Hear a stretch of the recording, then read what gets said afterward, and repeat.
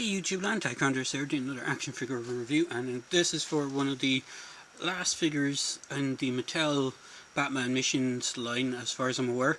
He's one of the later figures that was released, and this is the 6-inch scale version of Mr. Freeze, or Victor Freeze if you want to call him by his actual name.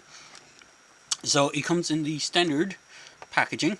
Now, just before I proceed, I just need to say that these reviews are intended for collectors over the age of 13 plus, and as I say in all my videos, these are intended for older collectors such as myself, and this is the packaging that he comes in.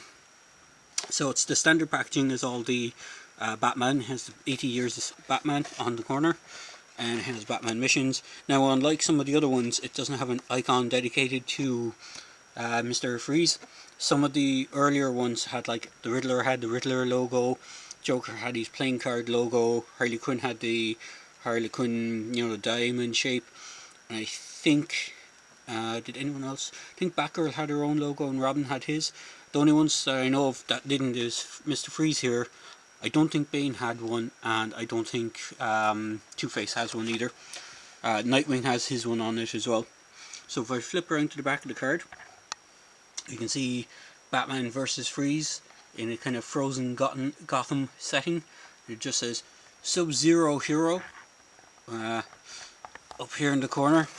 I'm not sure if you call Mr. Freeze a hero, but Sub-Zero Hero is written there in different languages, and it's Mr. Freeze, and then you have all the legalese stuff. So I picked this guy up from Amazon. I've never seen him over here for retail. I got him from the US Amazon website, so he was a pretty cheap at the moment on there. He was only about $10, so I picked him up. So he comes with 3 accessories, which are loose in the box. So he comes with a backpack piece that has 2 pegs and just plugs straight into his back, and just completes the look of his back. He has his dome, which is quite good because you can actually move his head separate then, instead of having it completely under the dome the whole time. So you can move his head.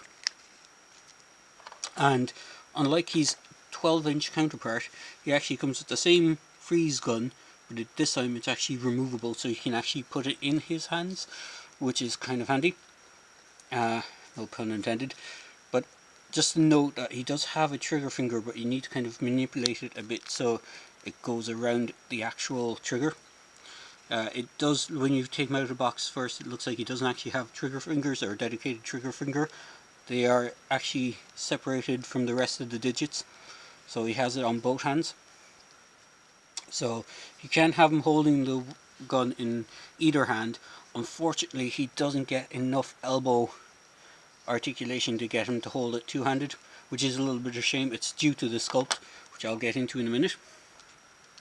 But just before I proceed on the sculpt, I'll bring in the good old tape measure so you can see the height. So he stands a little around 6 1/4 inches high with the dome on his head. It does make him a little bit higher with the dome. I'll just bring in the Joker figure. It's the standard single pack Joker. You can see the height of him in that. And this is the Electro Armor Batman. So you can see him standing next to one of the Batman figures from this line. So he does stand quite tall next to Batman, which I think should be about accurate, because he's wearing basically he's wearing a suit to keep him alive, so you would probably make him a bit taller. So if I just move the figures off to the side, I'll go on about the articulation. So he has pretty much a standard articulation that all these figures have. As I said, he does have the swivel in the head. He can go side to side. There's no real tilt forward and back, and there's no tilt to the side. Once you have the dome on, you can't obviously turn it. His arms can go up that much. They are hindered by the sculpting, but they can rotate all the way around. Again, elbow is hindered by the sculpt, so his arm is on a joint at the elbow, a single joint. You can get that much of a bend, and he can't get much of a swivel with the arm all the way in. He can rotate around if you just bend the arm out a tiny bit. his hands are on swivel hinges, which don't seem to be restricted as much as the elbow joint. He does have a waist swivel. He has forward on the knees, or forward on the hips, and back on the knees. No split on the hips, they're just a swivel, a basic swivel, and nothing on the rest of the legs, so there's no swivel in the knee or anything like that.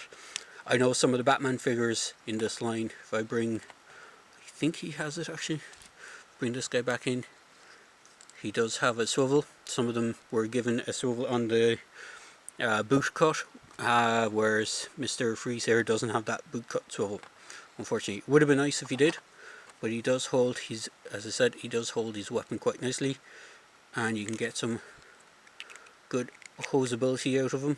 He's not the best for posability, but then again, he's in a kind of armoured suit, so he wouldn't have gotten that much posability, and you can get some good poses out of him.